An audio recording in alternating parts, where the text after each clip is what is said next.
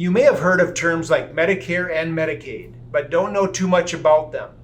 Common questions consist of who qualifies, how does it differ by state, is it federally or state funded, and can you qualify for both?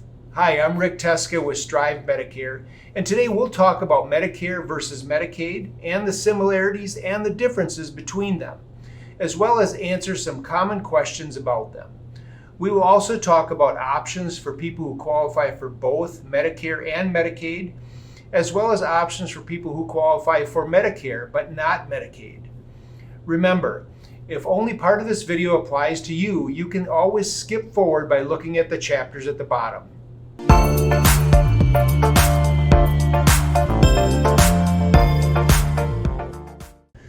A lot of people I talk to know that Medicare is the federal health insurance program for people who are 65 or older and certain younger people with disabilities. Eligibility is regardless of income, and typically most people pay a premium out of their Social Security check, and in addition to that, may pay deductibles and coinsurance. It consists of 4 parts, A, B, C, and D, which cover various aspects of beneficiaries' medical care. Medicare generally covers 80% of the hospital, doctor, and prescription drug expenses. To help cover the cost that Medicare does not cover, a person has 2 options: a Medicare Advantage plan or a Medicare Supplement plan. These plans can cover some or all of that 20%. Many have heard the term Medicaid, but beyond that, it is not as widely known as the federal Medicare program.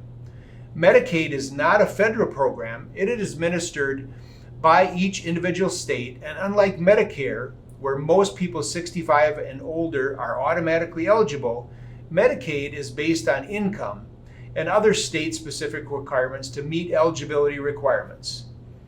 Generally speaking, in 2022, the individual income limit for Medicaid and Home Community-Based Services, HCBS, via Medicaid waiver is $2,523 a month, and asset limit is $2,000. There is some variation in income and asset limits by state. If you do meet the requirements of your state eligibility, the program is free, and you may qualify to have your deductibles, coinsurances, and other out-of-pocket expenses paid for by the Medicaid program. If you're wondering whether or not you qualify or want to get more information on either of these programs, there is a lot of helpful information available. For the federal Medicare program, visit medicare.gov for the latest information.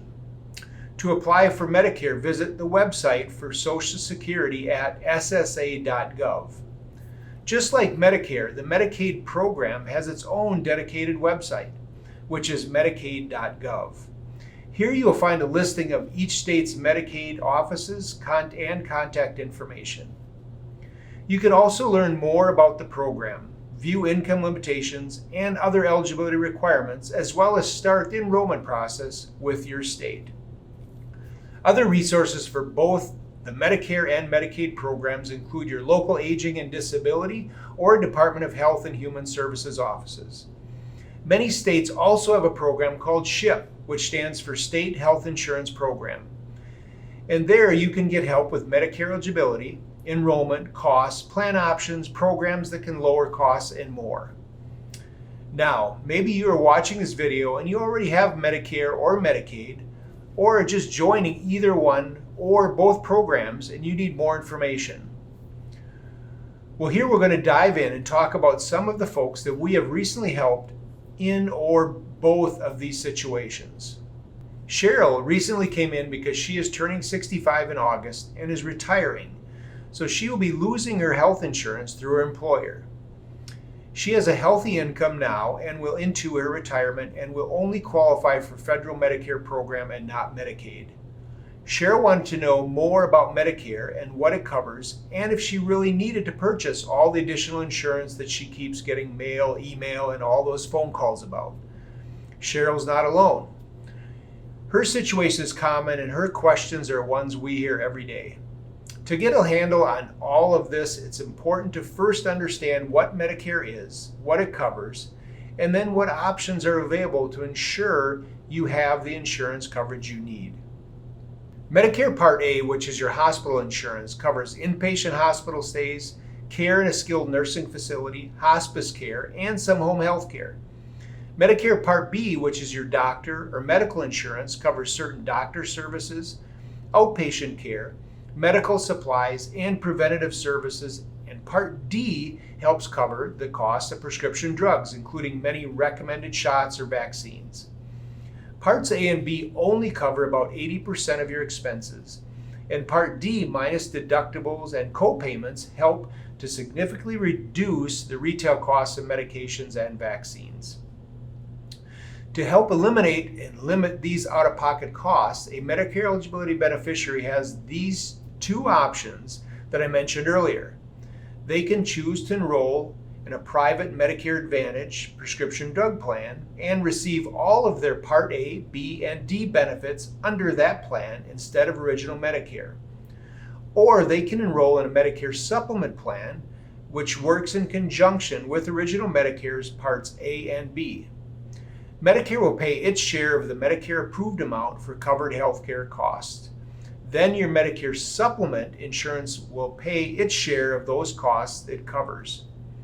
If you choose to enroll in a supplement plan, you will also need to enroll in a separate standalone Part D plan, as the chart shows us here. A less common situation is when someone like Dan comes to see us and he qualifies for both Medicare and the Medicaid program. If you qualify for Medicare and Medicaid, this is known as dual eligibility. Once you become dual eligible, most, if not all, of your out-of-pocket healthcare costs will be covered. Dual eligible beneficiaries are able to get their Medicare coverage through original Medicare or via a Medicare Advantage prescription drug plan, which is administered by a private plan. But they are unable to purchase a Medicare supplement insurance policy. If a person chooses to enroll in a Medicare Advantage prescription drug plan as dual eligible beneficiary, the plan will coordinate with the Medicaid program. This will result in a number of extra benefits for the beneficiary for things that aren't covered or are only partially covered by Medicare. This includes dental benefits, dentures, glasses, vouchers, hearing aids, home health services, nursing home care, transportation to and from doctors, and meals on wheels. So in Dan's case, we set him up with a 5-star Medicare Advantage prescription drug plan, specifically designed for those who are dual eligible. Based on his Medicaid eligibility, he pays nothing out of pocket for this plan or his other out-of-pocket healthcare expenses, and he is eligible for all of those benefits I just mentioned. A lot of folks we talk to here think they don't need anything else because they have Medicaid, and while they don't, there's definitely a plus to choosing and to enroll in a Medicare Advantage prescription drug plan and use it along with their Medicaid coverage, as Dan is now doing. For those who qualify, navigating Medicare can be extremely tricky to do on your own. Whether you're Cheryl or Dan, you don't have to do it alone. Here at Strive Medicare, we can help you with all of your Medicare needs. For free help, call the number on the screen or visit our website. Avoid making Medicare mistakes. Reach out to us today.